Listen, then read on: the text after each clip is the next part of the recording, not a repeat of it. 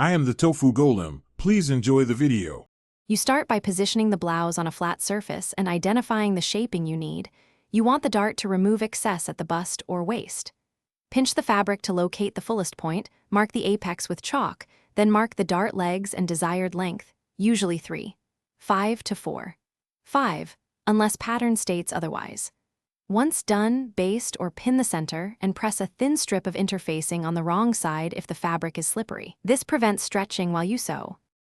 You now fold the blouse right sides together on the center line so the two dart legs match exactly. Aligning the apex is crucial for smooth shaping. Once folded, pin perpendicular to the seam about every 1/2 toward the apex, keeping pins out of the final tip area. Then baste by hand or machine from the wide end toward a point about 1/4 before the apex and lock the stitch. This reduces bulk at the tip and makes machine sewing more controlled and accurate.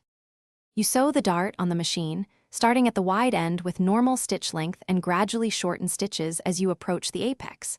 Stop 1/4 before the tip and secure with a knot or short backstitch rather than sewing to the very point. After trimming the wedge, clip or grade seam allowances to reduce bulk and press the dart toward the center back or down, depending on garment design. If puckering occurs, make sure to rebaste, add light interfacing, or slightly shorten the dart length to relieve tension. Thanks for watching. Consider subscribing if we helped you today.